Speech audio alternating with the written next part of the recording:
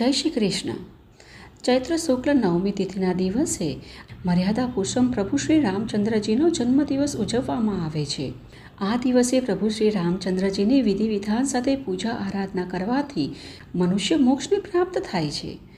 જ્યારે જ્યારે આ પૃથ્વી પર સત્ય ઉપર અસત્ય, સદાચાર પર દુરાચાર, પ્રમાણિકતા પર અપ્રામાણિકતા અને ઋષિ સંસ્કૃતિ પર દૈત્ય શક્તિઓ હાવી થઈ જાય છે, ત્યારે ત્યારે ભગવાન શ્રીહરિએ તેમનો નાશ કરવા માટે અનેક અવતારો લીધા છે. અને આ જ હેતુથી શ્રીહરિના 7મા અવતાર તરીકે પ્રભુ શ્રી રામચંદ્રજી પ્રજાના સુખાકારી જીવન માટે અનેક દાનવોના અત્યાચારથી ઋષિમુનિઓની રક્ષા કરવા સૃષ્ટિ પર અવતરિત થયા હતા. અને આ દિવસને લોકો આજે પણ રામનવમી તરીકે ભારે ઉત્સાહથી ઉજવે છે. રામાયણમાં ઉલ્લેખ કરવામાં આવેલો છે કે પ્રભુ શ્રી રામચંદ્રજીનું જીવન મર્યાદા, ચરિત્ર ને પુરુષોત્તમ રામ જે પુરુષોમાં ઉત્તમ છે, જે એવા પુત્ર છે તેઓ આ ધરતી પર અવતરિત થઈને એક વ્યક્તિએ પોતાના પિતા, માતા, ગુરુ, પત્ની, નાના ભાઈઓ દરેક સંબંધો પ્રત્યેની ફરજો કેવી રીતે નિભાવવી જોઈએ, તે ઉપરાંત કુટુંબ તેમજ સમાજ પ્રત્યેની ફરજો નિષ્ઠાપૂર્વક કેવી રીતે નિભાવવી તેની શીખ આપી છે. પ્રભુ શ્રી રામચંદ્રજીએ મર્યાદા પુરુષોત્તમ તરીકે એક પૂર્ણ પુરુષનું જીવન વિતાવ્યું હતું. જો દરેક વ્યક્તિ પ્રભુ શ્રી રામચંદ્રજીના જીવન ચરિત્રમાંથી થોડું પણ શીખી લે અને ધર્મપરાયણ બને તો ફરી રામ રાજ્યની સ્થાપના થઈ શકે છે. રામ વૃત્તિ અપનાવી રાવણ વૃત્તિનો ત્યાગ કરી જીવન જીવે તો જીવન સ્વર્ગ જેવું બની જાય છે. રામાયણમાં ગોસ્વામી તુલસીદાસજીએ પ્રભુ શ્રી રામચંદ્રજીના જન્મના પ્રસંગની ખૂબ સરસ રજૂઆત કરી છે, જેમાં અયોધ્યાના રાજા દશરથ અને તેમની 3 પત્નીઓ હતી, જે કૌશલ્યા, કૈકેયી અને સુમિત્રા હતા. આ ત્રણેય રાણીઓ સાથે રાજા દશરથ સુખીથી અયોધ્યા પર રાજ્ય કરી રહ્યા હતા અને પ્રજા પણ તેમનાથી બહુ જ ખુશ હતી. રાજા દશરથ ખૂબ જ દયાળુ અને પરાક્રમી રાજા હતા, પરંતુ તેમને એક જ વાતનું દુઃખ હતું કે તેમને કોઈ સંતાન ન હતી. રાજા દશરથને હંમેશા ચિંતા રહેતી હતી કે તેમના પછી આ રાજ્યને કોણ સંભાળનારું છે. હવે આ વ્યથાથી દુઃખી થઈને એક સમયે તેમણે પોતાના ગુરુ વશિષ્ઠને પોતાની વ્યથા કઈ સંભળાવી. ત્યારે ગુરુ વશિષ્ઠે ઋષિ ભૃંગુને બોલાવ્યા અને તેમણે રાજા દશરથને પુત્ર પ્રાપ્તિ માટે પુત્રેષ્ટિ યજ્ઞ કરાવવાનું કહ્યું. આમ રાજા દશરથે આ યજ્ઞનું આયોજન કર્યું, જેમાં મહાજ્ઞાની પંડિતો, ઋષિમુનિઓ, બ્રાહ્મણો, દરેક જ્ઞાની મહાપુરુષોને આમંત્રિત કરવામાં આવ્યા અને યજ્ઞનું ભવ્ય આયોજન કરાયું અને દાન દક્ષિણાઓ આપવામાં આવી. આમ વિશેષ પૂજા દ્વારા યજ્ઞ પૂરો થયો અને આ યજ્ઞના પ્રસાદ રૂપે ખીર ઉત્પન્ન થઈ. આ ઉત્પન્ન થયેલી ખીર રાજા દશરથે પોતાની 3 રાણીઓ વચ્ચે વહેંચી દીધી. ત્યાર પછી 3 રાણીઓએ ખીરનો પ્રસાદ ગ્રહણ કર્યો અને સમય વીતતા થોડા દિવસો પછી રાજા દશરથને સારા સમાચાર પ્રાપ્ત થયા અને 3 રાણીઓએ 4 પુત્રોને જન્મ આપ્યા, જેમાં કૌશલ્યાએ પ્રભુ શ્રી રામચંદ્રજીને, કૈકેયીએ ભરતને અને સુમિત્રાએ, જેણે કૌશલ્યા અને કૈકેયીના ભાગમાંથી એક ભાગ ખીરનો ખાધો હતો, તેનાથી તેમને 2 પુત્રો થયા, જે લક્ષ્મણ અને શત્રુઘ્ન હતા. શ્રી રામચંદ્રજી જે ભગવાન શ્રીહરિ વિષ્ણુના અવતાર છે અને લક્ષ્મણજી જેના પર શ્રી હરિ વિષ્ણુ બિરાજમાન છે, તે શેષનાગના અવતાર છે, જેમણે પ્રજાના કલ્યાણ હેતુ પૃથ્વી પર મનુષ્ય રૂપે અવતાર લીધો હતો અને અધર્મ પર ધર્મની વિજય પતાકા લહેરાવી હતી. ત્યારથી જ આ તિથિને રામનવમી તરીકે ઉજવવામાં આવે છે. ગોસ્વામી તુલસીદાસજીએ મહાકાવ્ય રામચરિત્ર માનસની રચના પણ આ દિવસે કરી હતી. તેથી જ અયોધ્યામાં આ દિવસનું બહુ જ મહત્વ છે. આ દિવસે રામ દરબાર એટલે કે ભગવાન શ્રી રામચંદ્રજી સાથે લક્ષ્મણજી, માતા સીતા અને હનુમાનજીની પણ પૂજા આરાધના ભક્તિભાવપૂર્વક કરવામાં આવે છે. તેથી જ રામનવમીના દિવસે વ્રત ઉપવાસ કરી ભક્તો શ્રદ્ધાભાવથી પ્રભુ શ્રી રામચંદ્રજીની પૂજા કરી તેમના આશીર્વાદ મેળવે છે, જેથી ભક્તના જીવનમાં પાપ અને બુરાઈઓનો નાશ થઈ જાય છે અને સુખ સમૃદ્ધિ મેળવે છે. તો આ હતી પ્રભુ શ્રી રામચંદ્રજીના જન્મની કથા. અને કદાચ આ કથા તો સૌ કોઈ જાણતા જ હશે, પરંતુ શું તમે જાણો છો કે પ્રભુ શ્રી રામચંદ્રજીએ આ સૃષ્ટિ પરથી વિદાય કેવી રીતે લીધી હતી? તેમની સાથે કોણ કોણ ગયું હતું અને કોણ કોણ આ સૃષ્ટિમાં માનવ જાતિનું કલ્યાણ કરવા માટે આ પૃથ્વી પર જ રહે? તો ચાલો આની પણ એક કથા સાંભળીએ, જેનું વર્ણન આપણને સ્કંદ પુરાણમાં પ્રાપ્ત થાય છે. અને આ વિશે કથા સંભળાવતા સુજી મહારાજ કહે છે કે અળસીના ફૂલ જેવી જેમની શ્યામકાંતિ છે તથા જેમણે રાવણનો વધ કર્યો છે તે કમળ જેવા નેત્રોવાળા અવિનાશી પરમાત્મા શ્રી રામચંદ્રજીને હું નમસ્કાર કરું છું. આ પ્રમાણે પ્રભુ શ્રી રામચંદ્રજીને નમસ્કાર કરતા સૂતજી મહારાજ કહે છે કે અયોધ્યાપુરી પરમ પવિત્ર છે. પાપી મનુષ્યને તેની પ્રાપ્તિ થવી બહુ જ કઠણ છે, જેમાં સાક્ષાત ભગવાન શ્રી હરિ નિવાસ કરે છે. અયોધ્યાપુરી ભલા કોના સેવનને યોગ્ય નથી. અયોધ્યા સરયુના તટ પર વસી છે. તે દિવ્યપુરી પરમ શોભાયુક્ત છે. પ્રાય ઘણા તપસ્વીઓએ તેમાં નિવાસ કર્યો છે. જે પુરીમાં સૂર્યવંશી ઈક્ષ્વાકુ વગેરે રાજા પ્રજાપાલનમાં તત્પર રહ્યા છે. પુણ્ય સલીલા સરયુ નામવાળી નદી સદા સુશોભિત છે અને તેના તટ પર ભમરાઓનું ગુંજન અને પક્ષીઓના કલરવ થતા રહે છે. હે મુનિવરો, ભગવાન શ્રી હરિ વિષ્ણુના જમણા પગના અંગૂઠામાંથી ગંગાજી અને ડાબા પગના અંગૂઠાથી શુભકારિણી સરયુજી નીકળ્યા છે. તેથી તે બંને નદીઓ પરમ પવિત્ર અને સંપૂર્ણ દેવતાઓ દ્વારા વંદિત છે. તેમાં સ્નાન કરવા માત્રથી જ બ્રહ્મ હત્યા સુધીના પાપો નષ્ટ થઈ જાય છે. અકાર એટલે કે બ્રહ્માજી, યકાર વિષ્ણુનું નામ છે અને ધકાર રુદ્ર સ્વરૂપ છે. આ બધાના યોગથી અયોધ્યા નામ શોભી રહ્યું છે. બધા ઉપપાતકો સાથે બ્રહ્મ હત્યા વગેરે મહાપાતક આ નગરીમાં યુદ્ધ નથી કરી શકતા. એટલા માટે તે અયોધ્યા કહેવાય છે. આ ભગવાન વિષ્ણુની આદિપુરી છે અને શ્રીહરિ વિષ્ણુના સુદર્શન ચક્ર પર સ્થિત છે. તેથી જ પૃથ્વી પર અતિશય પુણ્યપ્રદ છે. આ પુરીનો મહિમા કોણ વર્ણવી શકે છે, જ્યાં સાક્ષાત ભગવાન શ્રી હરિ વિષ્ણુ આદરપૂર્વક નિવાસ કરે છે.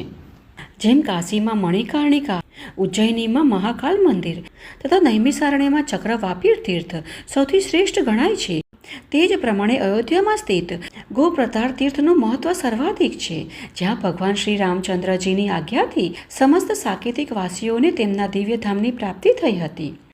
આગળ સૂતજી મહારાજ કથા સંભળાવતા કહે છે કે પૂર્વકાળમાં ભગવાન શ્રી રામચંદ્રજીએ આળસ છોડીને દેવતાઓનું કાર્ય પૂરું કરીને પોતાના ભાઈઓ સહિત પરમધામમાં જવાનો વિચાર કર્યો. હવે ગુપ્તચરોના મુખેથી આ સમાચાર સાંભળીને ઈચ્છા અનુસાર રૂપ ધારણ કરનાર વાનરો, રેજ, ગોપુચ્છો અને રાક્ષસોના ટોળેટોળાઓ ત્યાં આવી ચડ્યા. જે વાનરો દેવતાઓ અને ગંધર્વો અને ઋષિઓના પુત્ર હતા, તે બધા જ શ્રી રામચંદ્રજી અંતર્ધ્યાન થવાના છે એવા સમાચાર સાંભળીને ત્યાં ખૂબ જ ઝડપથી આવી પહોંચ્યા. હવે શ્રી રામચંદ્રજીની પાસે આવીને બધા વાનર આગેવાનોએ કહ્યું કે હે રાજન, અમે બધા આપની સાથે જ જવા માટે આવ્યા છીએ. હે પુરુષોત્તમ, જો આપ અમને છોડીને ચાલ્યા જશો તો અમે બધા ભારે દંડ પામેલા પ્રાણીઓના જેવી સ્થિતિમાં મુકાઈ જઈશું. હવે તે વાનર, રીછ અને રાક્ષસોની વાત સાંભળીને શ્રી રામચંદ્રજીએ તે જ સમયે વિભીષણને કહ્યું કે હે વિભીષણ, જ્યાં સુધી પૃથ્વી પર પ્રજા રહે છે ત્યાં સુધી તમે અહીં જ રહીને લંકાના મહાન સામ્રાજ્યનું પાલન કરો. મારી આજ્ઞા માનો. આમ વિભીષણને આ પ્રમાણે કહીને ભગવાન શ્રી રામચંદ્રજીએ હનુમાનજીને કહ્યું કે હે વાયુનંદન, તમે ચિરંજીવી રહો. હે કપિશ્રેષ્ઠ, જ્યાં સુધી લોકો મારી કથા કહે ત્યાં સુધી તમે પ્રાણોને ધારણ કરો. અને તમારી સાથે મયંદ અને દ્વિવિધ આ બંને અમૃતભોજી વાનર છે. આ બંને ત્યાં સુધી આ પૃથ્વી પર જીવિત રહે જ્યાં સુધી ત્રિલોકની સત્તા રહે. આ બધા વાનર અહીં રહીને મારા પુત્ર પૌત્રાદિની રક્ષા કરતા રહે. આ પ્રમાણે કહી પ્રભુ શ્રી રામચંદ્રજીએ બીજા વાનરોને કહ્યું કે હવે તમે બધા મારી સાથે ચાલો. પ્રભુ શ્રી રામચંદ્રજીના આમ કહ્યા પછી રાત વિતાવી જ્યારે પ્રાતઃકાળ થયો ત્યારે વિશાળ વક્ષ અને કમળદળ જેવા નેત્રવાળા મહાબાહુ પ્રભુ શ્રી રામચંદ્રજીએ પોતાના પુરોહિત વશિષ્ઠજીને કહ્યું કે હે ભગવાન, પ્રજ્વલિત અગ્નિહોત્રીનો અગ્નિ આગળ રહે. તે જ પ્રમાણે વાજપાઈ યજ્ઞ અને અતિરાત યજ્ઞની અગ્નિ પણ આગળ લઈ જવામાં આવે. ત્યારે મહાતેજસ્વી વશિષ્ઠજીએ બધી જ રીતે વિચાર કરીને વિધિપૂર્વક મહાપ્રસ્થાન કાલોચિત કર્મ કર્યું. ત્યાર પછી બ્રહ્મચર્યપૂર્વક રેશમી વસ્ત્ર ધારણ કરીને ભગવાન પ્રભુ શ્રી રામચંદ્રજી બંને હાથમાં કુશ લઈને મહાપ્રસ્થાન માટે તૈયાર થયા. તેઓ નગરીની બહાર નીકળીને કોઈ શુભ કે અશુભ વચન ન બોલ્યા. ત્યારે ભગવાન શ્રી રામચંદ્રજીની ડાબી બાજુએ હાથમાં કમળ લઈને લક્ષ્મીજી ઊભા રહ્યા અને જમણી બાજુએ વિશાળ નેત્રવાળા લજ્જાદેવી ઉપસ્થિત થયા. તેમની આગળ મૂર્તિ રૂપે વ્યવસાય એટલે કે ઉદ્યોગ અને દ્રઢ નિશ્ચય વિદ્યમાન હતા. ત્યાર પછી ધનુષ્ય, પ્રત્યંચા અને બાણ વગેરે અનેક પ્રકારના અસ્ત્રશસ્ત્રો મનુષ્યનું શરીર ધારણ કરીને ભગવાનની પાછળ પાછળ ચાલવા લાગ્યા અને બ્રાહ્મણ રૂપધારી વેદ ડાબી બાજુ અને ગાયત્રી જમણી બાજુ સ્થિત થયા. ઓમકાર, વશિષ્ઠકાર બધા શ્રી રામચંદ્રજીની સાથે ચાલવા લાગ્યા. આમ ઋષિ, મહાત્મા અને પર્વત બધા સ્વર્ગ દ્વાર પર ઉપસ્થિત ભગવાન શ્રી રામચંદ્રજીની પાછળ પાછળ ચાલ્યા. તે જ પ્રકારે અંતઃપુરની સ્ત્રીઓ, વૃદ્ધો, બાળકો, દાસીઓ અને દ્વારપાલ બધાને સાથે લઈને પ્રભુ શ્રી રામચંદ્રજીની સાથે ચાલી નીકળ્યા. તેમજ રાણીવાસની સ્ત્રીઓને લઈને શત્રુઘ્ન સહિત ભરત પણ ચાલ્યા. આમ રઘુકુળ સાથે અનુરાગ રાખનારા મહાત્મા બ્રાહ્મણ પણ સ્ત્રી, પુત્ર અને અગ્નિહોત્રી સહિત શ્રી રામચંદ્રજીની પાછળ પાછળ ચાલવા લાગ્યા. મંત્રી પણ સેવક, પુત્ર, બંધુ બાંધવો તથા અનુગામીઓ સહિત શ્રી રામચંદ્રજીની પાછળ ગયા. આ પ્રકારે ભગવાનના ગુણોથી સતત પ્રસન્ન રહેતી અયોધ્યાની સંપૂર્ણ પ્રજા પણ શ્રી રામચંદ્રજીની સાથે જવા માટે ઘેરથી નીકળ્યા. અને તે સમયે ત્યાં કોઈ દીન, ભયભીત તથા દુઃખી પણ ન હતું. બધા હર્ષ અને આનંદ મગ્ન હતા. અયોધ્યામાં તે સમયે કોઈ સૂક્ષ્મ પ્રાણી પણ એવું ન હતું તે સ્વર્ગદ્વારની પાસે ઊભા રહેલા શ્રી રામચંદ્રજીની પાછળ ન ગયું હોય. હવે ત્યાંથી અડધો યોજન દક્ષિણ તરફ જઈને ભગવાન પશ્ચિમ તરફ મુખ કરીને ચાલવા લાગ્યા. ત્યાર પછી આગળ જઈને ભગવાન રઘુનાથજીએ પુણ્ય સલીલા સરોયુના દર્શન કર્યા. અને તે સમયે બધા દેવતાઓ, ઋષિઓ તથા મહાત્મા ઋષિઓથી ઘેરાયેલા લોક પિતામાં બ્રહ્માજી પ્રભુ શ્રી રામચંદ્રજી પાસે આવ્યા. અને તેમની સાથે 100 કરોડો દિવ્ય વિમાન પણ હતા. તે વિમાન ચારેય બાજુથી આકાશને પ્રકાશિત કરી રહ્યા હતા. આ સમયે પરમ પવિત્ર, સુગંધિત અને સુખપ્રદ વાયુ ચાલી રહ્યા હતા. આ સમયે શ્રી રામચંદ્રજીએ પોતાના ચરણોથી સરોયુજીના જળનો સ્પર્શ કર્યો. તે સમયે બ્રહ્માજી દેવતાઓ સાથે શ્રી રામચંદ્રજીની સ્તુતિ કરવા લાગ્યા કે હે દેવ, આપ સર્વ લોકપતિ છો. આપના સ્વરૂપને કોઈ જાણતું નથી. હે વિશાળ લોચન, આપ અચૈતન્ય અને અવિનાશી બ્રહ્મરૂપ છો. હે મહાવીર્ય, આપ પોતાના જે દિવ્ય સ્વરૂપને ગ્રહણ કરવા ઈચ્છો છો તે ગ્રહણ કરો. આમ બ્રહ્માજીના આ પ્રમાણે કહેવાથી પ્રભુ શ્રી રામચંદ્રજીએ પોતાના ભાઈઓ સહિત દિવ્ય વૈષ્ણવ તેજમાં શરીર સાથે પ્રવેશ કર્યો. ત્યાર પછી સૂર્યશ્રેષ્ઠ ભગવાન શ્રી હરિ વિષ્ણુનું બધા દેવતાઓએ પૂજન કર્યું. આ પ્રમાણે દેવતાઓનો મનોરથ પૂર્ણ થયો હતો. તેથી તે બધા બહુ પ્રસન્ન થયા. અને તે સમયે મહાતેજસ્વી ભગવાન વિષ્ણુએ પિતામહ બ્રહ્માજીને કહ્યું કે હે સુવ્રત, આ જન્મ સમુદાયને તમારા ઉત્તમ લોક આપજો. અને ભગવાનનો આવો આદેશ મળતા જ સર્વલોકેશ્વર બ્રહ્માજીએ કહ્યું કે તે બધા માનવો સાંતાનિક લોકમાં રહેશે. સ્વર્ગદ્વાર તીર્થમાં શ્રી રામચંદ્રજીનું ચિંતન કરતા રહીને જે પ્રાણ ત્યાગ કરે છે તે પરમ ઉત્તમ સાંતનિક લોકને પ્રાપ્ત થાય છે. અને સાંતનિક લોક મારા લોકથી પણ ઉપર છે. અને વાનર વગેરે જે દેવતાઓના અંશ હતા તે તેમાં જ મળી જશે. જેમ કે સૂર્યપુત્ર સુગ્રીવ સૂર્યમંડળમાં ચાલ્યા જશે. ઋષિ, નાદ અને યક્ષ બધા પોતપોતાના કારણને પ્રાપ્ત થશે.